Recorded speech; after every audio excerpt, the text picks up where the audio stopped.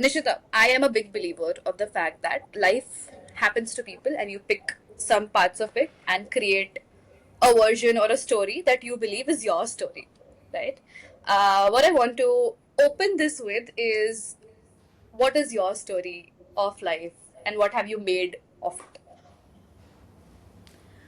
So I think I'm a firm believer is life is not easy, life is not fair, uh, life is a struggle. I think this is what life was, or rather has been, even for me. Uh, but what I really learned out of this is that it is what you do with this unfairness and this struggle that you have in life is what actually makes you you, right? So everybody has issues, financial issues, relationship issues, health issues, lot of issues, like everybody has those issues, but it's all about what you do about those issues that doesn't impact or affect you in a way that you stop living, because life is life, you have to live it. Right. Yeah. Nishita, next question. Follow up. I superbly agree. For the longest bit, I think in life, I was very, very angry at the world as a young person that, oh, it's so unfair to people. And I realized everybody has some unfair advantages and disadvantages. And the game and joy in life is sort of using all of those things and, making something out of it. Yes. But yeah. Follow up question. Nishita, what brings you where you are in life? And you could start this from day zero of Nishita on planet Earth to day 27 or to wherever. But what has been your life journey that brings you here today on this podcast? So I was, I think, if I have to start, I would say that I started, just following like a regular child, parents बोलेंगे वो मैं करूँगी. I remember my dad telling me, he was a CA, he told me, okay, I'm a CA, you study CA, or, anything in accounts and finance, and he put me into this course called CFA. I Right, yeah. studying for that, and I remember I was studying for almost 6 months, and I was a very diligent student, so I was studying like 16 hours a day, and it's like I didn't leave any page unturned, to say, to really like give my best to that. And I remember going for the foundation exam for CFA. I came back home and I told my parents that मुझे question भी नहीं समझ में आ रहा था. Like, forget getting to the answer. Yeah. That was the moment when I realized that this is not for me. Hmm. This subject is not for me. Yeah. And I'm really grateful that I didn't push myself, or I didn't pursue it because, my parents said, Karlo. I'm so glad I didn't do that. Yeah. And I had the understanding to understand that I could be better at something else, Yeah. something that Hmm. comes to me naturally, and this is definitely not coming to me naturally. So that was, I think, the first starting point of me moving from what the world tells me to do, and then finding my own path. Hmm. So then, I went out to very close friends of mine, and I started asking them that, hey, what do you think I'm good at? What do you think, I should take up as a career? If you were my friend, what would you hire me for? And, these kind of fun questions. Correct. And I Yeah. remember most of my friends started telling me, you know what, Nishta, you have great communications. You know what, Nishta, you Hmm. have great people skills. You know what, Nishta, you're really good at convincing people. People love coming and opening up to you. People love talking to you. So these were some of the things, that naturally my friends and family started, telling me, and the natural inclination came to something like, getting into marketing and communications and things like that.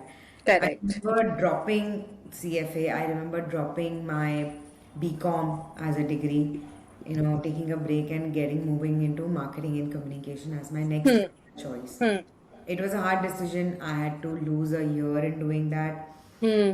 But I don't know, I took that, that hard call for myself, and I said, okay, this is my calling, I'll do this. I went ahead and I got into marketing. Right.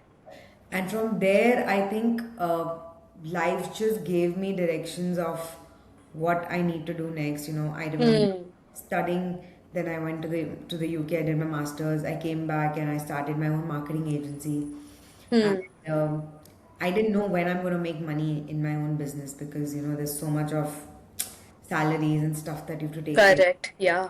Parallelly, I started teaching marketing in a lot of colleges. So I've been a professor for almost, I was teaching for almost 10 years in all the best of schools of Mumbai, you Hmm. teaching them marketing, branding, advertising, these kind of subjects. So that's where my learning and my theory got really very powerful because Correct. which I had to learn. Hmm. Then I authored a couple of books for the University of Mumbai. There are Yeah. textbooks described. People still give their board exams with that. So that's what happened. And then I realized that in my marketing agency, um, because of the whole digital media and social media, coming in Yeah.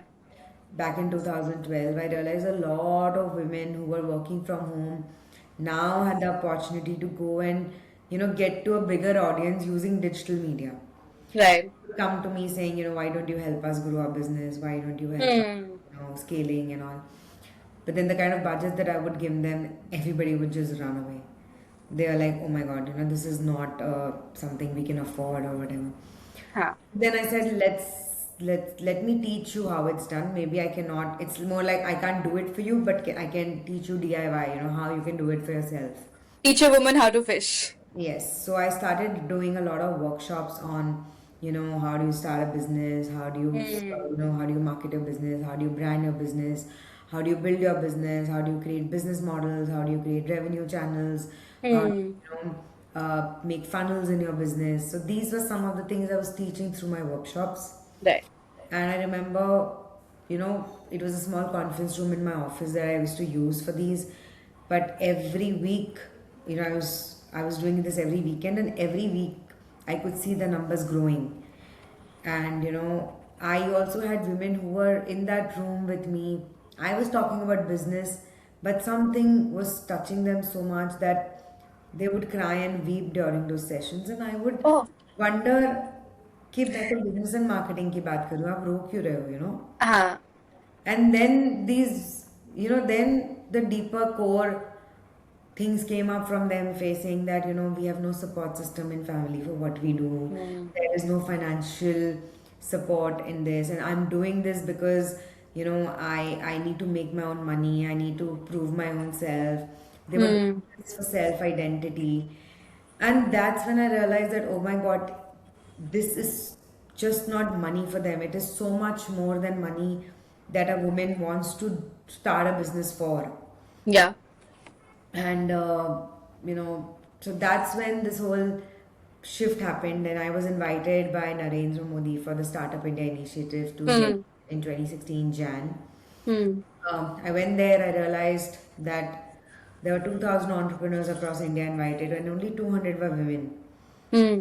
I realized maybe I'm doing something right in my career that has got me here. I came back, I sat with my team, and I said, you know what, guys, I think we should just work on helping women founders, grow their business and Hmm.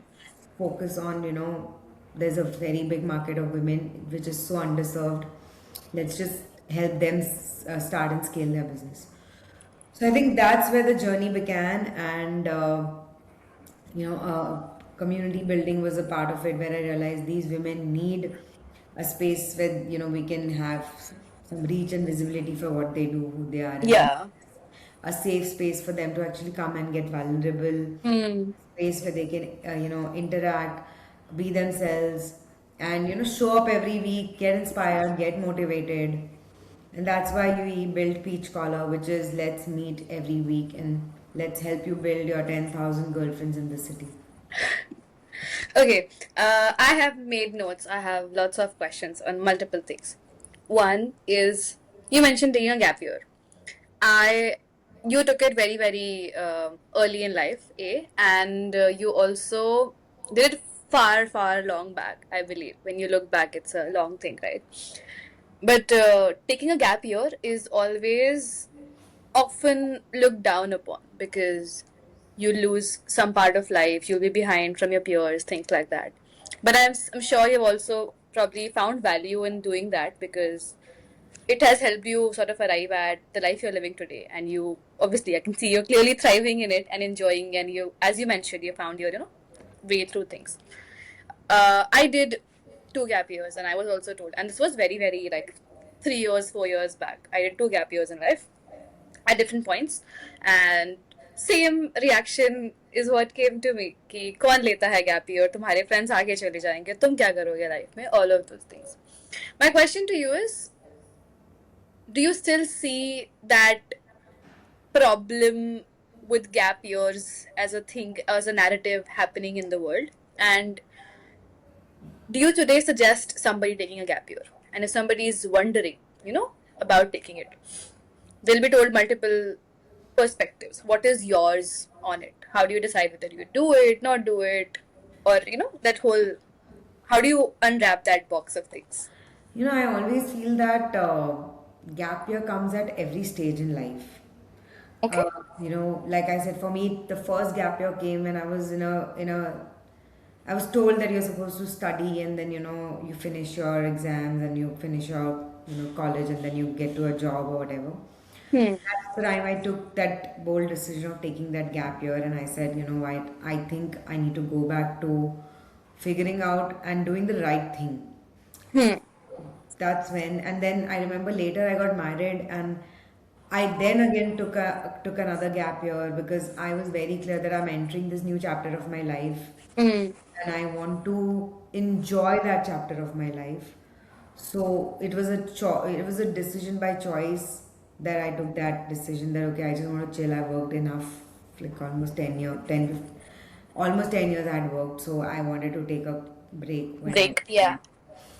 and then 2 years back I lost my husband Hmm. and I was grieving and I just couldn't move and I couldn't do anything.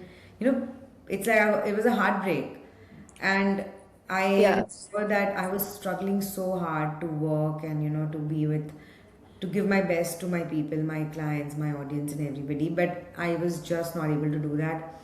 That's when I again took a gap year.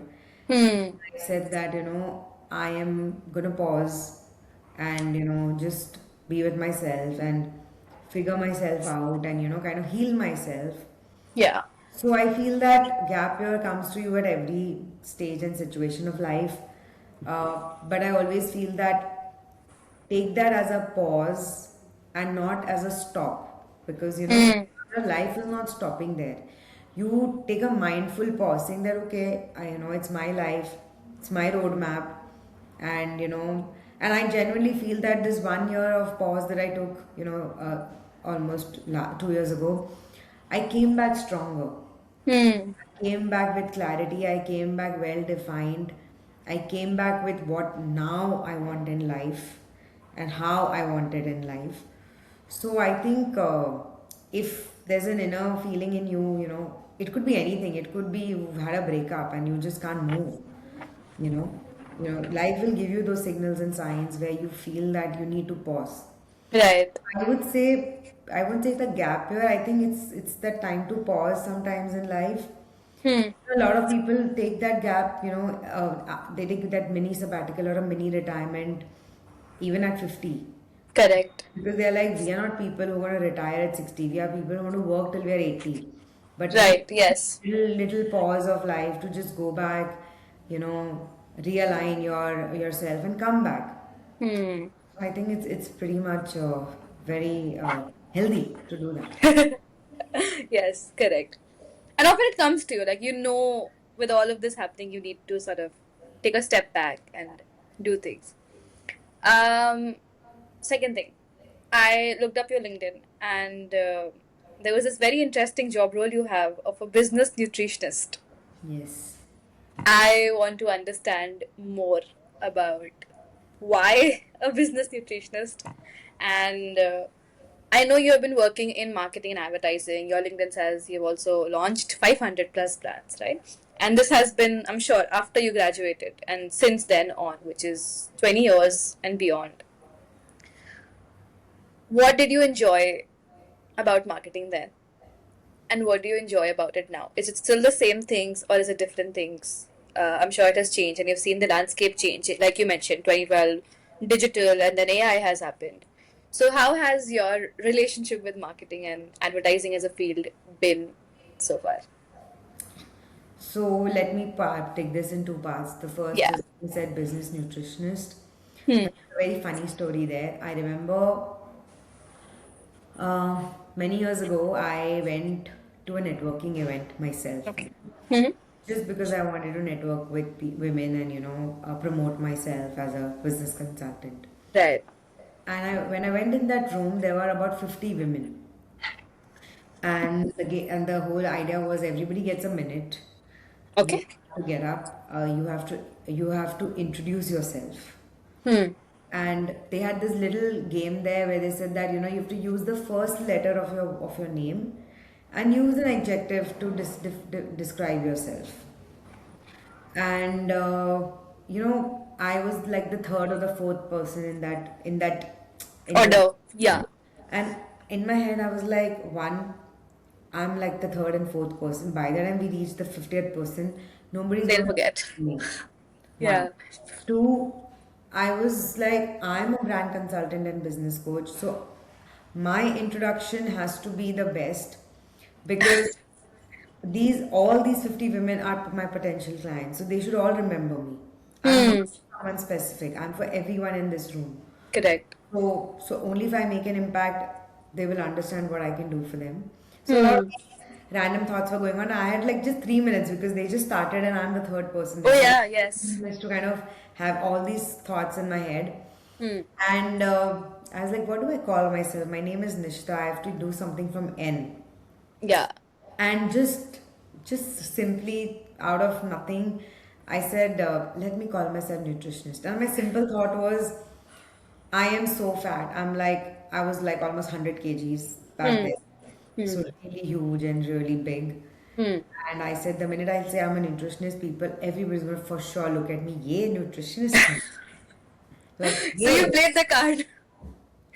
Hmm. So I said I'll use the word nutritionist, Hmm. and then I will, and that's when I defined. I said when I got up, I said, "Hey guys, I am Nishita. I'm a nutritionist, but no, I'm not your health nutritionist. Doesn't look like right. Looking at me, I'm a business nutritionist." Hmm. And then I said that I realized that working with women that you need to have hand holding in Hmm. every step you take in your business. You need to have a Hmm. sounding board. You need to have someone to brainstorm with. You need to have someone like your business bestie. Hmm. And that's what I bring on the table as your coach, right? And when I say nutrition, I mean that you need daily dose of this. You need somebody, it's like Correct. it's your daily dose, to have a good health. Hmm. That's the Hmm. same with business. You need to have someone on a daily basis to kind of work with you and help you grow and thrive. And I think it sat really well that day in that room. And I think every girl turned up to me and said that, dude, you were too good with your introduction. And I was like, oh my God, this was so good. I'm going to change my LinkedIn bio. I'm going to put this name every introduction that I do from now on. And Hmm. every time, I have used this, I've always got a comeback from people saying that, what does this mean? I said, okay, that's where I start. What does it mean? That is brilliant. I can also tell you must be great at networking, or you must have built the muscle to, be a good social presence now. I'm sure. So I'll tell you what, I am really terrible at networking. Okay. Very terrible. I mean, if you put me in a room with people, I Mm-hmm. will see the girl standing in one corner because Okay. I think I have this limitation, I would say. I'm so bad at initiating a conversation. Like I just can't go up to someone and talk.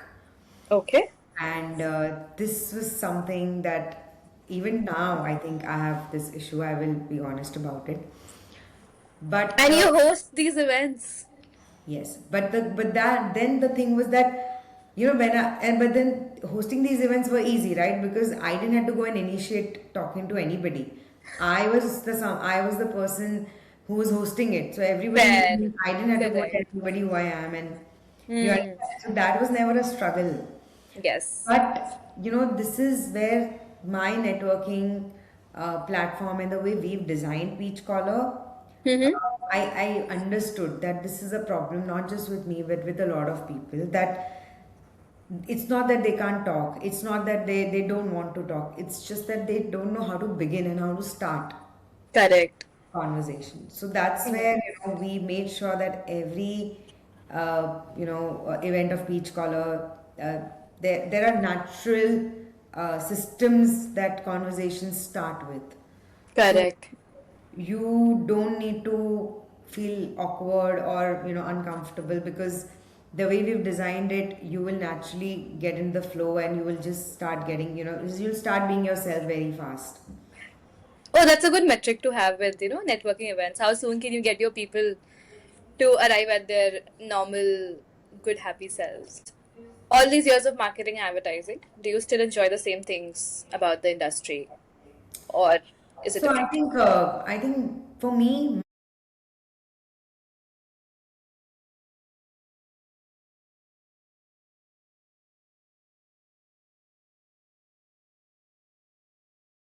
marketing is understanding a human psychology and consumer behavior at the core. Hmm. And that does not change. I mean, of course, Hmm. trends change. I would say marketing channels have changed. Correct. Yeah. Right now, we're using different channels, but the core of marketing has always been the same. It is how well you can develop trust with your audience. Hmm. Marketing is just that, so Hmm. you should be able to learn to develop trust with your people, and then you look at, with my particular audience, how do I develop this trust? So for Oh yeah. example, as a coach and a consultant, I was Hmm. thinking of how do I get my people to trust me. I was not looking at my marketing kaise karu, wo mera trust Correct. hai. Even हाँ. as a consultant, that's not how I work with people. I work with people with the thought, if this is what your product is, what should you be doing so that people trust you? That's the simple Oh, logic. that's a very good litmus test of, all kinds of marketing Exactly. campaigns So and as a coach ideas. and consultant, my simple logic was that people will only trust me when they can hear me, when they can Hmm. relate to me, when and that's why my marketing channel became YouTube, where I started posting a lot of videos. My marketing channel became Instagram, where I started doing talking reels. Correct. Yeah. Right? It was not like just random postings and stuff. It was more about me showing up and talking, because Hmm. I realized that Hmm. if I speak, that's where people will be able to relate to me and trust me. Right. I mean, for that matter, if it's a jewelry brand, how can a jewelry brand build trust? Hmm. Right? And I'll be very honest, a lot of it's just nothing wrong about anybody, but I just feel that for a jeweler, uh, if you have a store Yeah. rather than selling your jewelry online. I mean, I'm saying Correct. jewelry, yeah? This is fine Ha jewelry. ha ha. Correct. Yeah. You understand the trust from buying from a store Of is course. Yeah. way Yeah. higher than trust from having from the other. 100%. 100%. I don't think even today, with all of this online stuff that we've been using, I will ever go and buy my jewelry online. Like never. Still cannot. I will So look at the I design understand. online and go and say कि अगर ये आ सकता है तो दिखा दो. Exactly. So this is just simple, that what should I do to Hmm. get people to trust me? Yeah. Right? That is the starting point. I'm sure not everybody can afford a store, but Hmm. Correct. then you have What to. smallest version of the trusts can you Yes, start building? yes. So that's marketing for me. So I think for me, nothing's changed in Hmm. marketing. It's just the channels that have changed, and it's also uh, with AI and everything. It's just become very easy to kind of like that. You've reduced time on working on things, and there's a lot of Hmm. important things there. Of course, it's great and helpful. Hmm. But again, at the core of it, you have to be that The person. thinking. Correct. Yeah. You have to be that person who can actually, I would say, analyze and interpret this whole process of Hmm. developing trust. Yeah, the actual decision making and orchestration of everything, right? Okay, I have a question. I had a question which popped up in my mind, which is that you mentioned once you got out of college, you jumped straight into being a business nutritionist, correct? Um, and then you went on to build other things. So when you were doing your CA and CFA, I'm sure entrepreneurship now was not your dedicated path. So how do you think you found this journey for yourself, and why the decision to build something of your own instead of picking up a job and following whatever comes? So I think I belong to a very, a Marwadi family, Hmm. and I think genetically I feel we are very prone to being business oriented. Hmm. I've only seen businessmen around me, like my family, my extended family, all of Hmm. that. So I think job was never my thing. ठीक है. I was very clear कि job तो मैं नहीं करूँगी, अपना ही कुछ करूँगी. But again, after I finished my education, I came back, to. So typically how people say that थोड़ा जॉब कर लो, experience ले लो, हाँ, correct. जो Yeah. भी करना है बाद में देखना, बाद में करना. Hmm. Um, I said, okay, if you're telling me to do that, I'll do that. I did go ahead and I did apply for a couple of interviews. I did go and give some interviews, and I remember the kind of salaries that people were offering me at that time. This was 2008, and there was whole recession and all happening. Correct. Yeah. And the kind of salary that people were offering me at that time, because market was really bad. Hmm. um, my first thought was इतना पैसा, ये तो मैं ऐसे दो आंसू बहाऊंगी ना तो मेरे घर वाले मुझे ऐसे ही दे देंगे. Hmm. इसलिए मैं सुबह 9 बजे उठ के क्यों आऊंगी ऑफिस. हाँ. That was my thought, and that's when I went back home and I said forget it, लोगों को जो बोलना है जॉब वर्क करो, एक्सपीरियंस लो, मुझे कोई नहीं करना है. I Okay. will do my own thing. And I think I just decided not to take up a job and start my own thing. And now I feel that it was a good decision, because now that I see a lot of my friends and people I know who wanted to do something of their own, but they started with a job, but then the job was so secured and they were so happy with that at some point it was difficult for them to quit, Yeah. get back to what they want to do, because of the comfort or the monthly paychecks. And Hmm. also their risk appetite got so down that they could not, take that leap of faith. And I was like, thank God, I didn't take up a job, because maybe that could have happened to me as well. I wouldn't have come back to what I want to do. Correct. Yeah. Close save you had there. Hmm. Mm, understood. And tell me this. So, early years of business and now, I'm sure you have grown and changed, and you must have faced some challenges. What is the difference? And in this entire journey, what have you probably learned about yourself? And this I'm asking because I also believe a business, like you mentioned, for all people is very, very much rooted in their identity and their self and what they think of themselves, because it's you bet on yourself technically, right? तो बहुत ही close वो relation होता है. मुझे जानना है आपने क्या सीखा about yourself through your business. So I would say that, for many years of my business, I was never happy and satisfied with myself. I Okay. used to always feel that I'm not doing that great. Hmm. I am not where I should have been. That thing that hits you, that I could have done better. I was deserving better, and I would have made better money, more money. Hmm. Hmm. I'm sure a lot of people feel that, but I used to feel that a lot, and I used to feel that, oh, वही लोग मुझसे आगे चले गए, मैं कहाँ Hmm. गई and all Hmm. that. And then, one fine day I was sitting and I was questioning myself that, Nishta, why do you think you're not where you wanted to be? Hmm. Do some self-analysis, find the missing point or the weakness, I would say, that you think has not worked for you. Hmm. Two things that came very strongly to me was, one was discipline.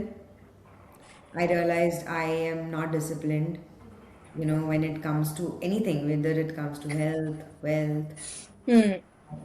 anything, because, I would go to the gym once a week and then leave for a whole month, or, that kind of a thing. So there was no discipline, and then there was no consistency. Hmm. So, Long term doing things also, right? yeah, so doing the same thing every day and not stopping. Hmm. So discipline and consistency was one thing I realized that was not, uh, it was my weakness. And with this self-analysis and self-understanding, I at least knew the root cause of not having what I wanted. Hmm. And I think that's where when I had that realization, the game changed for me, because everything and every action I took or everything I wanted, I only had to implement these two things in that. Okay, I'll do this with consistency and with discipline. Hmm. I wanted to lose weight. I said lose weight करने के लिए लोग कितना बोलते हैं ना, diet करो, ये करो, वो करो. It's so scary. I said okay, I want to lose weight, so I need to put discipline and consistency. So okay, I'll make sure I'm working out 5 to 6 days a week, Right. and I will make sure that with diet, like have my own ways to bring the discipline and consistency there. Hmm. Hmm. And the minute I put that, I think I did get a lot of great results in every space of life. Hmm. So I think these two things were very, very important. And I think for business, the third thing that I think is, uh, I didn't have a good risk appetite. I would not take risk. Okay. In business, every day is a risk, and every day you have to make decisions. So I Correct. always tell people that don't be scared of decision making. गलत हो गया सही होगा ना, सही हो गया तो बढ़िया है. गलत हुआ तो कैलकुलेट करके डिसीजन लो कि बहुत नुकसान नहीं हो. But the Hmm. the more decisions you make in your daily day-to-day life, the faster you are on your way to success. This is what I Correct.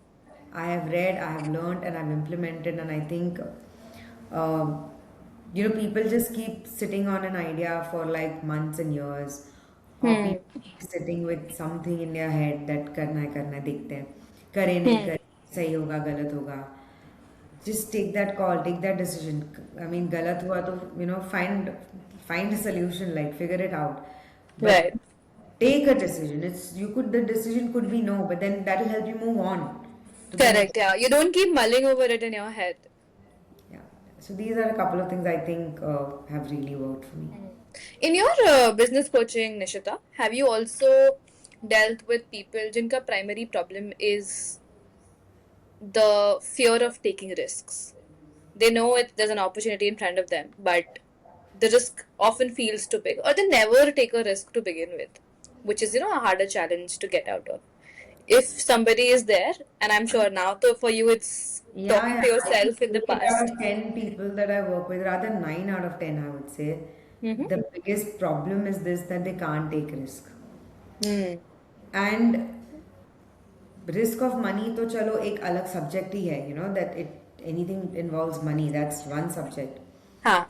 But they also can't take risk in terms of other decision making. So I just feel that if you can make some calculated decisions here, Hmm. in terms of कि नुकसान में ज़्यादा से ज़्यादा क्या होगा. Like I'll give you an example. We had to hire somebody in our team, Hmm. and it was a very new thing that we wanted someone to do, and we were not sure, if this person will be able to do it or not able to do it. And me and my team were contemplating. We had disagreements. Hire करना है क्या, नहीं करना है क्या. I was very confident करना चाहिए, and my team was like not sure.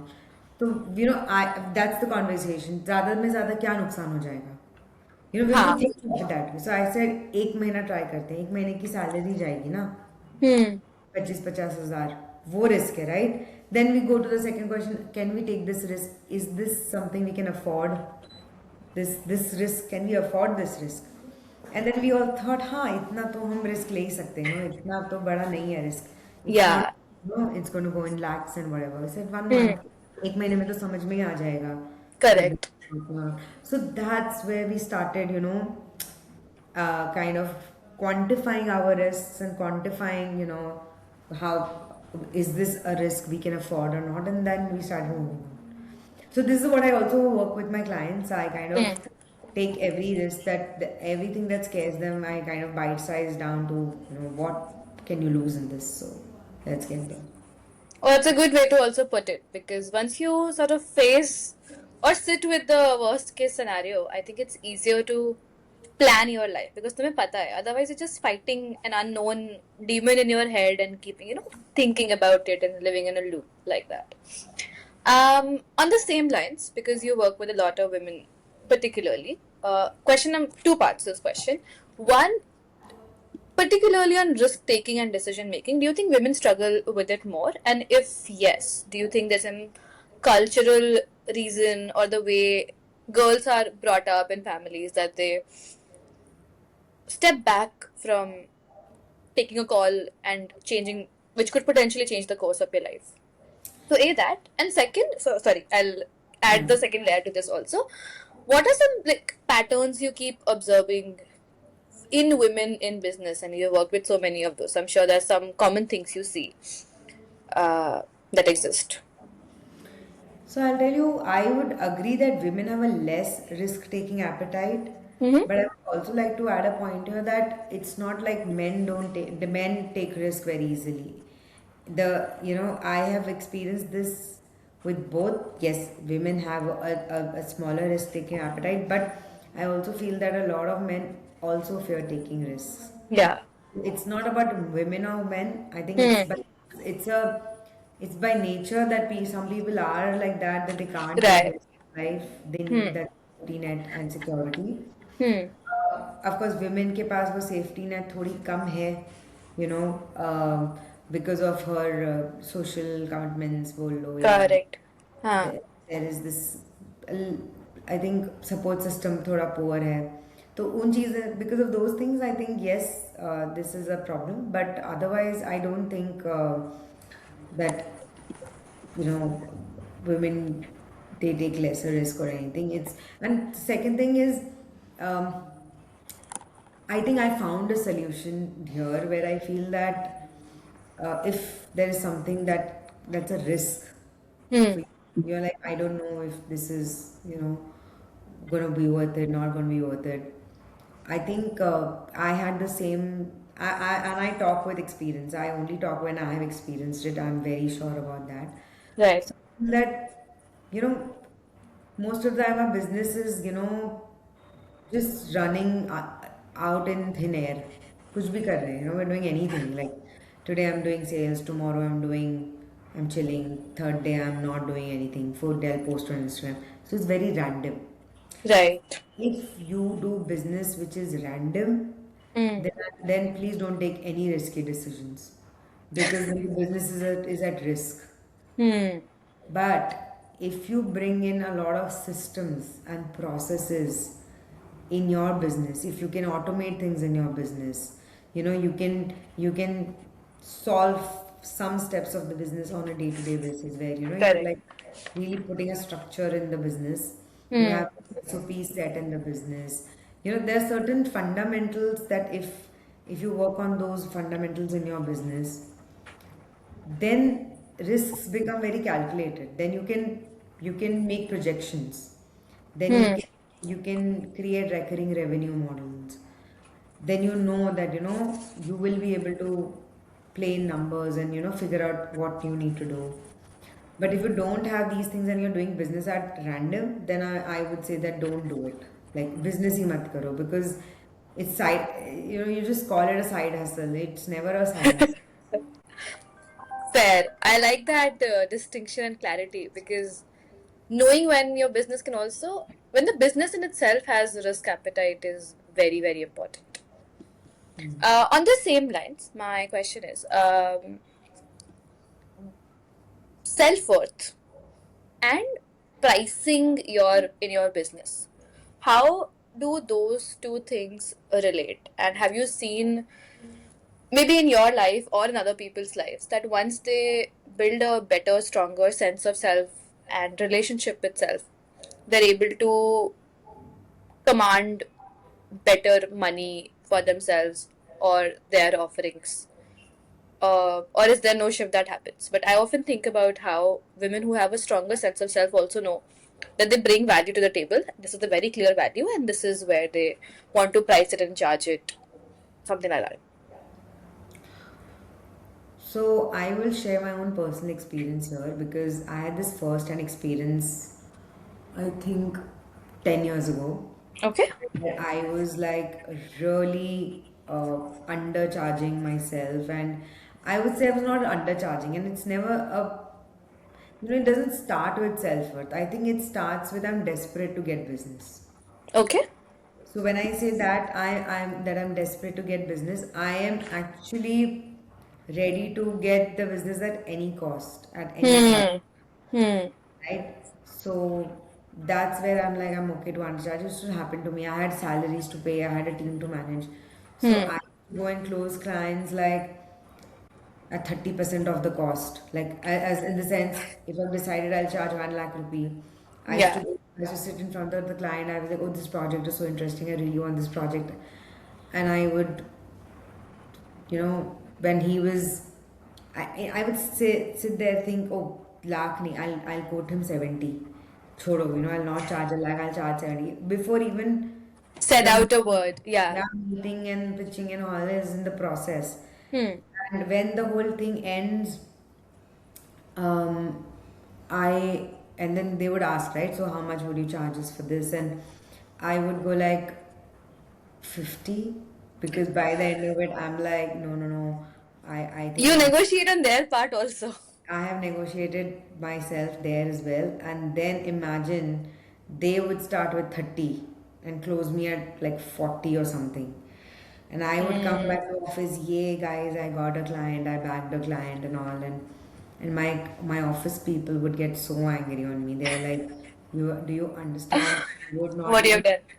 this is not even going to cover the cost of the electricity and the salaries. Like, what are you going to make for yourself here? Hmm.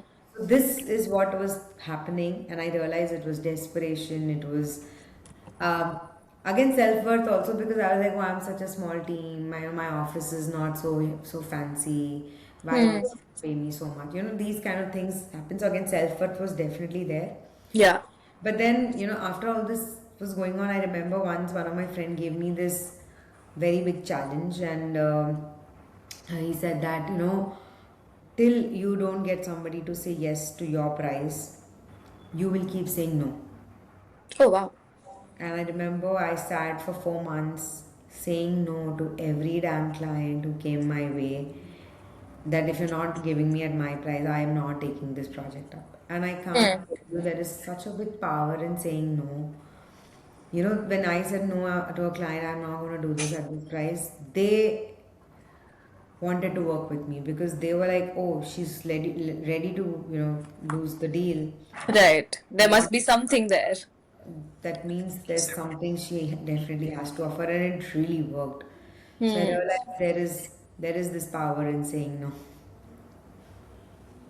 Got this. So today, if there is somebody who is not sure of their pricing, I'm not saying undercharging or overcharging, but just unsure कि क्या चल रहा है. What advice do you have for them? I think the first advice I will have from them is that book a strategy call with me because um, I think there are various variables that Hmm. go into pricing. Hmm. Uh, it's not just the product or the quality of the product, it's got to do with the positioning of the product, it's got to do with the packaging of the product, it's got Hmm. to do with the market readiness of how people are willing to pay for that product. It Hmm. is based on a lot of variables. So it's not something that okay you shell out of thin air. You just can't say अच्छा इसको इतना charge करेंगे. It's not that. It's more about understanding certain variables and then putting a price to it. And whenever I Hmm. work with clients and whenever we've really taken everything into consideration and then priced our products or services, the closing rate has been like an 8 on 10. And pricing has become a no-brainer for them, for their clients, because there is a way we've defined the value addition, the way we've defined the positioning, the way we've created that whole packaging that people feel that, oh, what I'm paying for this is totally worth it. Correct. Yeah.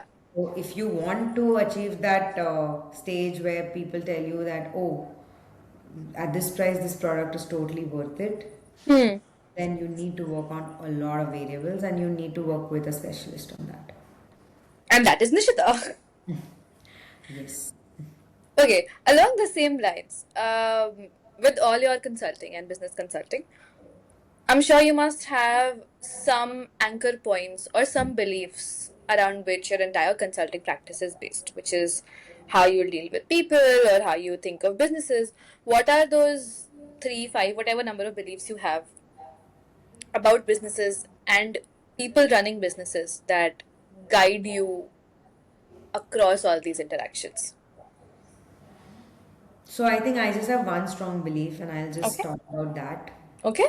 And my belief is business is effortless. Okay. Explain. And when I say that, I mean that, people have this whole big stress around business. Hmm. They are like, oh, business has so many problems. This is going wrong. I can't do marketing. There's no product. There's that everything. Hmm.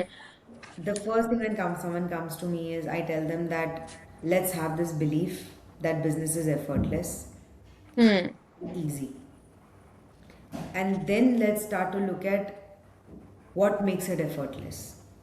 So that's when I start my consulting saying that what are your skill sets, what are your strengths that comes easy and naturally to you.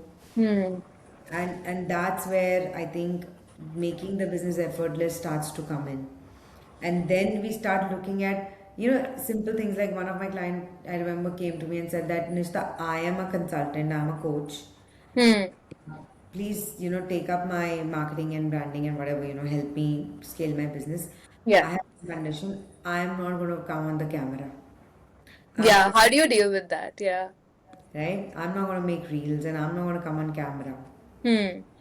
So my first thing to her is that um, why do you think doing that is important? Hmm. Or why do you think that if you don't do that, you won't be able Hmm. to do anything? Hmm. And the third thing I tell them is that, coaches have been in, coaching for the past 30, 40 years. And Hmm. that no one was making reels, right? So Correct. you tell me as a coach, what is effortless for you? Hmm. So some of them tell me that you tell me to write, I will write. Hmm. You tell me to speak, I will speak, but I will Hmm. not come on camera. So I said, okay, if you can speak, can you create an audio podcast on Spotify and speak on that, Hmm. right?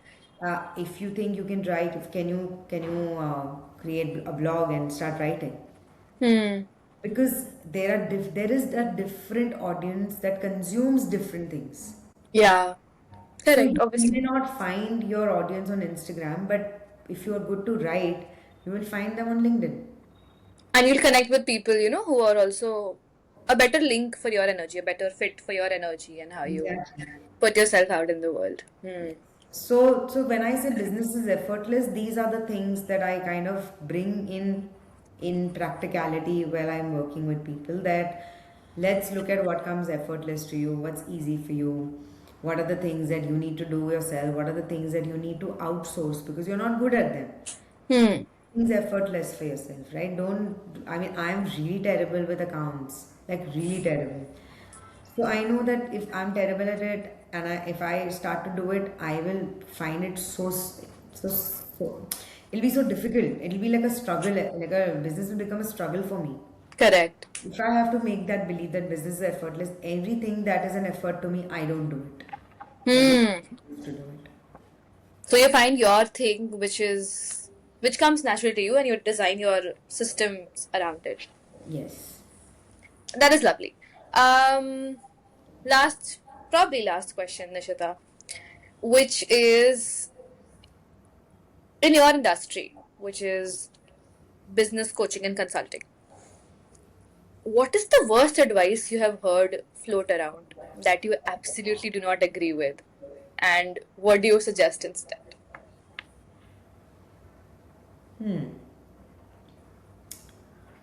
Um,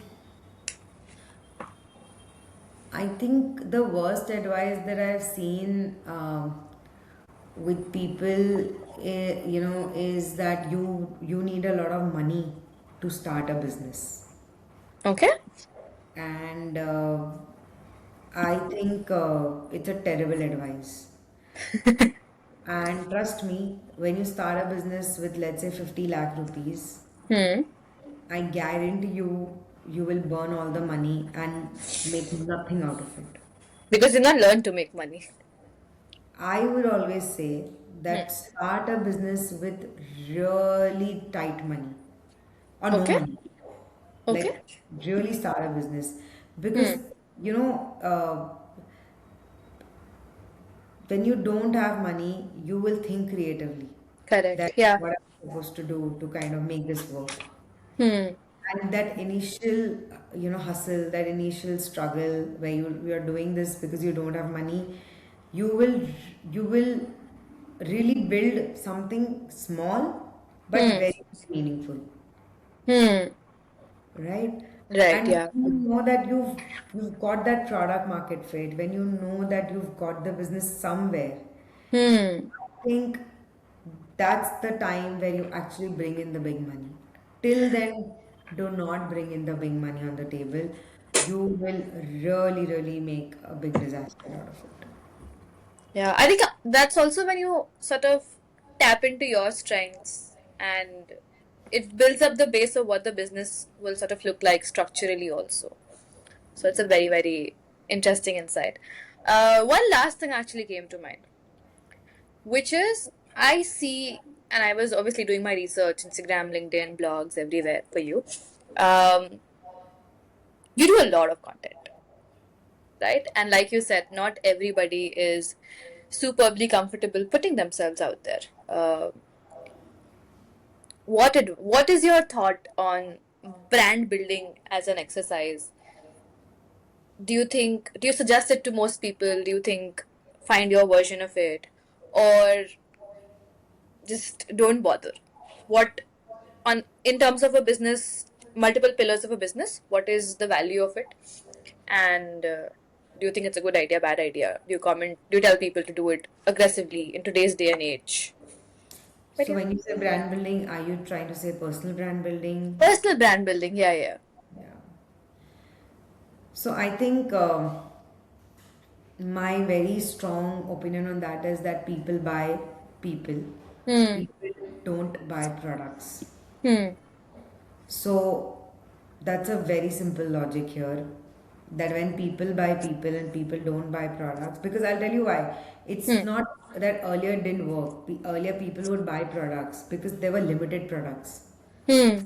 right? So at that point, nobody cared who the person was behind that product because there were very few products in the market. Hmm. So you had less choices. It was more of a game of distribution. That, it's like you can find Lays at every damn store in India, and Correct. every Yeah. rural part of India, you can get it. So it was Hmm. more of a distribution, that who can reach to the most, Number of you know, people. Yeah. number of people through distribution. Hmm. Right now, when you go to a place, there are not just one Lay's packet brand there. There are like 10 brands there. So Hmm. distribution, everybody is achieved. Hmm. Now it is the distinction part that people need to achieve. Right. So to bring the distinction, one of the pillars of that is personal branding. Not Hmm. the, so it's not the only pillar, it's Okay. one of Yeah. the pillars, Hmm. right? And Correct.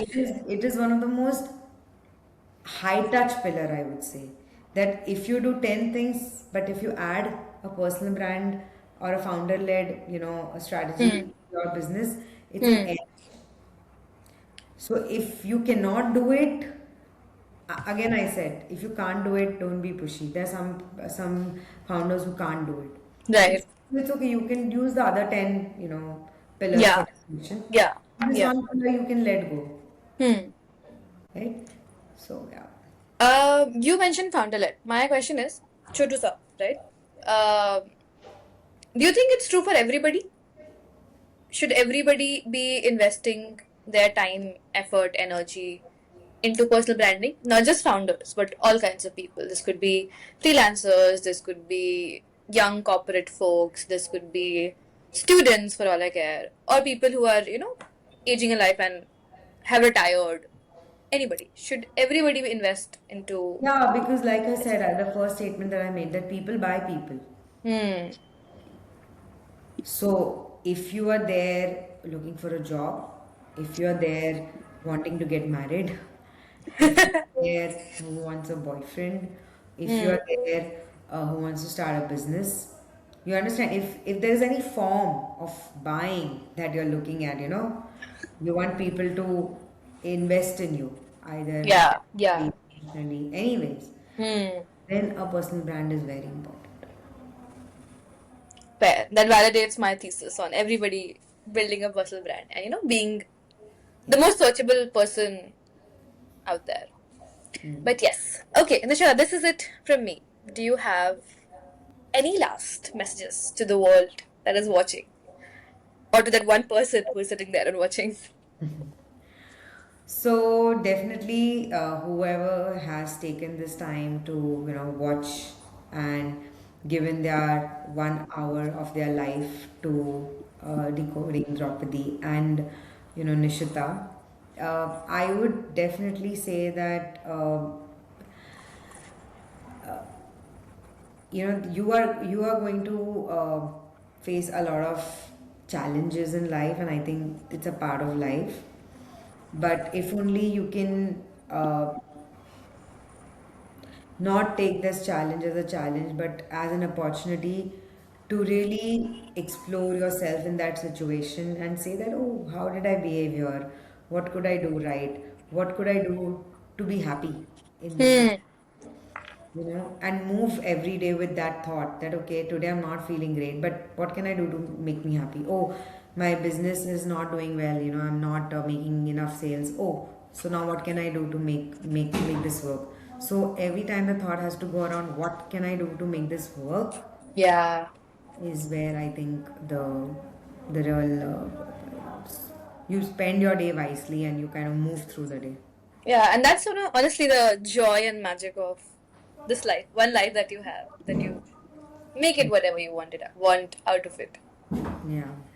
I guess this is us. I'm Anshika. This is Nishita. And to everybody watching, you can find our socials and get in touch with us in the description box, on the screens, everywhere. And yeah, see everybody.